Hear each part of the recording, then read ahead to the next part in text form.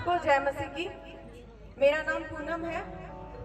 आज मैं आपको अपनी एक जिंदा गवाही के बारे में बताने के लिए जा रही हूँ, जो परमेश्वर ने मेरे जीवन में की है। एक गवाही जो मेरी है, जो मैं आप सबको बताने वाली हूँ।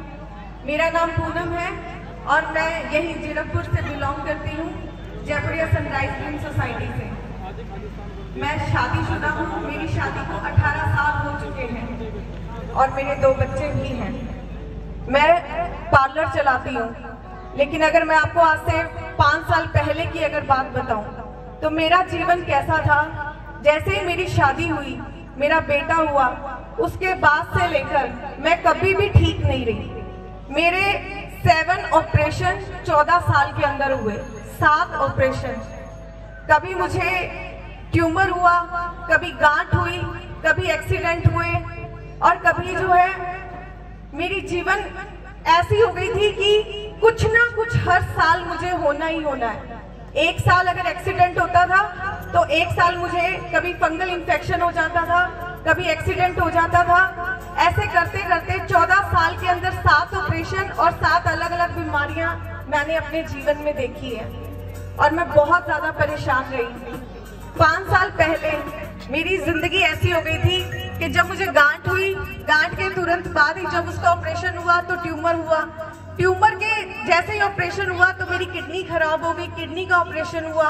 बच्चे मेरे दोनों सिजेरियन हुए और उसके बाद मुझे लास्ट स्टेज का कैंसर हो गया था। कैंसर ऐसा था कि वो मेरी पूरी बॉडी में फैल गया था।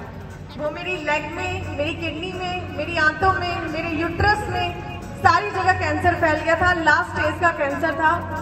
अचानक एक दिन जब मुझे दर्द हुआ तो मुझे हॉस्पिटल एडमिट कराया, तो वहां रिपोर्ट में आया कि मुझे लास्ट स्टेज का कैंसर है। मुझे पीजीआई एडमिट कराया गया और पीजीआई में डॉक्टर ने बोला कि इसके पास सिर्फ 2 महीने हैं, सिर्फ 2 महीने। आज से 5 साल पहले की मैं आपको ये बात बता रही हूँ। सिर्फ 2 महीने मुझे डॉक्टर ने बताए कि 2 महीने में 1.5 महीना हॉस्पिटल ही एडमिट रही। उन्होंने बोला हो सकता है आज मर जाए, हो सकता है कल मर जाए, कुछ कह नहीं सकते। बहुत बुरी कंडीशन थी। डॉक्टर ने बोला कि अगर 1% अगर हम चांस लेते हैं, सिर्फ 1% अगर चांस लेकर इसका ऑपरेशन करते हैं तो मेरी ये लेग, इसको काटना पड़ेगा, किडनी निकलेगी, बच्चेदानी निकलेगी, मेरी आंतें निकलेगी और मुझे लाइफ टाइम के लिए पॉटी की थैली लगेगी। मैं वहीं पीजीआई में जोर जोर से चिल्लाकर रोने लगी कि मुझे बचाओ, मुझे बचना है। मेरी बेटी सिर्फ 5 साल की थी तब। मैं इतना रोई कि मेरे बच्चे छोटे हैं। मेरा ऑपरेशन अगर हुआ, अगर आप मुझे ये वाली जिंदगी दोगे तो इससे बेटर तो यही है कि फिर मुझे जहर का इंजेक्शन लगाकर खत्म कर दो, क्योंकि इतनी सारी चीजें जब मेरे अंदर से निकल ही जाएगी तो मैं कैसे बचूंगी। कुछ भी करके मुझे बचा लो, मेरी लेग बचा लो, मुझे बचा लो। बट उन्होंने अपने हाथ खड़े कर दिए और मुझे घर भेज दिया। और फिर उसके बाद मैं हॉस्पिटल के अंदर जब एडमिट थी, तब यहाँ पे इसी सोसाइटी में, ये रेलवे हार्ट सोसाइटी, इसके सी ब्लॉक में सोनिया नाम की एक लड़की रहती है। उसको मैं तब नहीं जानती थी। उसने मेरे घर पर किसी को फोन किया, तब मेरी फ्रेंड्स वगैरह थी वहां पर। उन्होंने फोन उठाया और उसको बोला कि यार मुझे पता लगा जयपुरिया में एक लड़की है जिसको लास्ट स्टेज का कैंसर है, डॉक्टर ने जवाब दे दिया है। और उसने बोला कि हम उसके लिए प्रेयर करा देते हैं। मैं हिंदू फैमिली से बिलोंग करती हूँ। सच बताऊं तो मैंने कभी प्रेयर के बारे में नहीं सुना था। मैंने कभी जीसस का नाम भी नहीं सुना था। मैं वैसे ही अगर मैं बताऊं तो मैं राजस्थान से बिलोंग करती हूँ। राजस्थान में मेरी फैमिली कैसी है कि मेरी फैमिली में चौकियां लगती है माता की, वैष्णव फैमिली है पूरी। मेरे लिए जो जो उपाय वो कर सकते थे उन्होंने किए। उस टाइम पे जब मुझे कैंसर था, हर कोई मेरे लिए बहुत कुछ कर रहा था, क्योंकि मेरे बच्चे छोटे हैं, मुझे बचना है अपने बच्चों के लिए। तो मेरे माँ बाप भी रो रो के परेशान थे। कोई कीर्तन करा रहा है, कोई भजन करा रहा है, कोई शिरडी से मेरे लिए प्रसाद लेकर आ रहा है, कोई तांतियां बांध रहा है, बहुत कुछ कर रहा था। बट जब ये प्रार्थना का नाम आया ना, तो मुझे नहीं पता था ये प्रार्थना क्या होती है, जीसस कौन है। क्योंकि सच बताऊं तो मैंने कभी जीसस का नाम ही नहीं सुना था, क्योंकि हिंदू फैमिली से हम बिलोंग करते हैं। हम सिर्फ मंदिरों में और इन्हीं चीजों में जाते। शायद मैं गुरुद्वारे भी बहुत रेयर कभी गई होंगी। मुझे जीसस का कभी नाम भी नहीं पता था। जब प्रेयर का बताया तो मैंने ये बोला, मैं हॉस्पिटल में एडमिट थी मैंने कहा ठीक है, आप मेरे लिए प्रेयर करा दो। किस चीज की प्रेयर है? तो उसने बोला ये क्रिश्चियन प्रेयर है। को सुनने से पहले हम इसकी वीडियो देखें। तो उन्होंने बोला कि ये जीसस की प्रेयर होती है, क्रिश्चियन प्रेयर है, आप करा लो, आप ठीक हो जाओगे। मैंने कहा जहाँ इतना कुछ हो रहा है वहाँ प्रेयर भी करा दो। जब आप जानते ही नहीं किसी चीज को तो आप ऐसे ही बोलते हो। मेरे लिए फोन पे एक पास्टर थे, उन्होंने दुआ की और बस फोन रख दिया। तो जस्ट मैंने एक फील किया कि हाँ, मुझे एक शांति महसूस हुई है। और हालेलुया।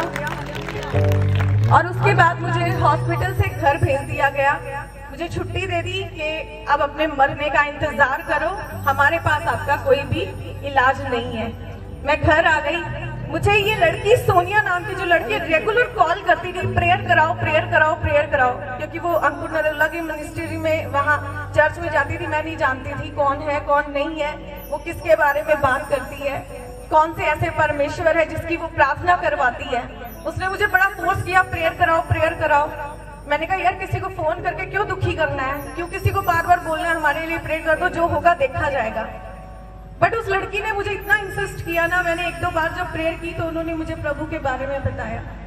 और जब मुझे एक अंदर से एक ऐसे, जैसे हमें किसी से नया नया प्यार होता है ना, हम कैसे पागल हो जाते हैं, चाहे वो बच्चे से हो चाहे पति से हो। मुझे प्रभु से एक ऐसा प्यार हुआ कि मुझे एक दीवानगी शुरू हुई। हालेलुया। अभी तक मैं वहां पहुंची भी नहीं थी। 3 दिन मैंने सिर्फ यूट्यूब पे सिर्फ मैंने प्रचार सुना, सिर्फ ये सुनती थी। मैंने पूरी लाइफ उनकी छान मारी, कौन थे, कैसे उन्होंने लोगों को चंगा किया। यहुन्ना की जो मूवी है जिसपे लाइफ ऑफ जीसस बनी हुई है, वो मूवी मैंने पूरी यूट्यूब पे देख मारी सारी। मैंने जो जो उनकी स्टोरियां थी सब कुछ देख मारी और एक पागलपंती शुरू हो गई। बस प्रभु प्रभु प्रभु हो गया। जिसको नहीं जानती थी उसके लिए इतना प्यार हो गया कि मैं हैरान थी कि ऐसा और फिर एक दिन अचानक मेरी टांग में इतना पेन होता था कि मैं चल नहीं पाती थी, मैं बेड पे ही रहती थी। एक दिन अचानक सोनिया और कुछ उनके साथ भाई थे और कुछ बहनें थी, वो मेरे घर पे आए, उन्होंने मुझे उठाया और वो लोग मुझे चर्च ले गए। जब वहां पर मैं गई, सीरियसली जो लोग नए होते हैं, जो पहली बार चर्च जाते हैं, तो वहां के माहौल को देखकर कुछ ऐसा आता है कि जरूर यहाँ पे कुछ ऐसे होगा कि वो जो लोग गिरते हैं उठते हैं तो उनको देख के ऐसे मन में आता है जरूर इनको बोला होगा कि हम आपको पैसे दे रहे हैं, ये उठ जाना। ये मेरे मन की उस टाइम की बातें थी। मैं पीछे बैठी हुई थी और चल नहीं सकती थी। वहां पे सबके नाम लिए जा रहे थे, मुझे लगा मेरा नाम भी आएगा, बट मेरा जब नाम नहीं आया तो मुझे लगा सब ऐसे ही है, कोई किसी का नाम नहीं ले रहा है, सब इनके जरूर सबने बोला होगा कि हम बुलाएंगे तब आ जाना।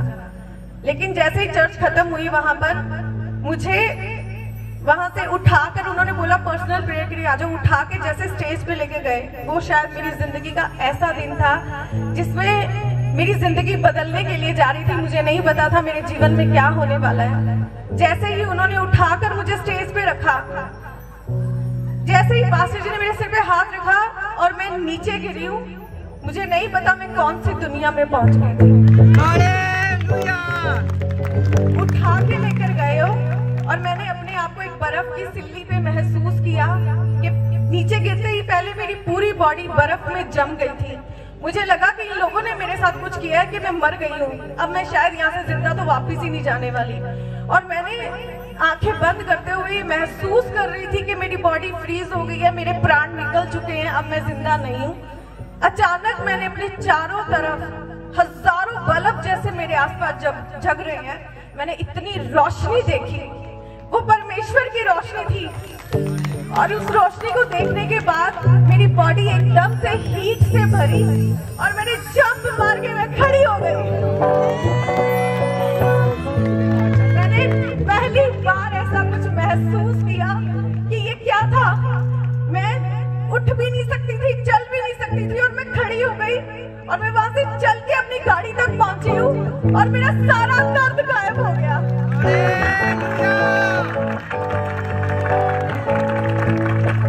मैं सच में ऐसी पागल हुई प्रभु के पीछे कि जिसने मुझे एक दिन में चंगा कर दिया। एक दिन में मैं घर आई, भाग के काम कर रही हूँ, जो चल नहीं सकती थी, 2 महीने से बेड पे थी, वो चल के फटाफट काम कर रही है, सारा कुछ कर रही है। तो पास्टर जी ने बोला तू बहुत लंबा जीवन जिएगी और मैं लिख के देता हूँ स्कैन पेपर में, तू नहीं मरेगी। और उन्होंने बोला अपनी रिपोर्ट कराना, 5 महीने का उन्होंने मुझे बोला 5 महीने बाद अपनी रिपोर्ट कराना, सारी नॉर्मल आएगी। 5 महीने तक मैंने लगातार परमेश्वर की आराधना प्रार्थना की, खूब प्रेयर्स की मैंने। और 5 महीने बाद जब मेरा नंबर आया कि अब जाके रिपोर्ट कराओ, तो जब मैंने रिपोर्ट कराई, अपनी पुरानी रिपोर्ट्स लेकर जब मैं डॉक्टर के पास गई हूँ, तो मैं सिर्फ यही बोल रही थी, प्रभु मैं जानती हूँ ना आप मुझे छोड़ेंगे, ना आप मुझे धोखा देंगे, ना ही आप अपने मुख का प्रकाश मुझ पर से कभी जाना छोड़ेंगे। मैं जानती हूँ प्रभु आप मेरे साथ हैं। और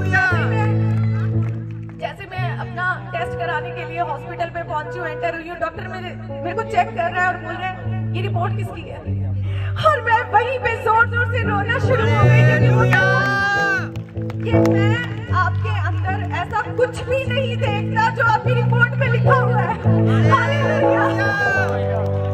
परमेश्वर ने मेरी किडनी, मेरी लेग, मेरी आंखें, मेरा यूट्रस सब कुछ नया कर दिया था।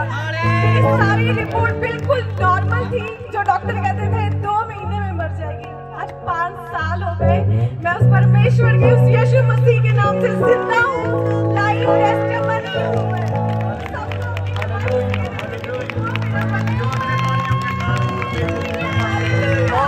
और जोर से तालियों के साथ तो खुदावंद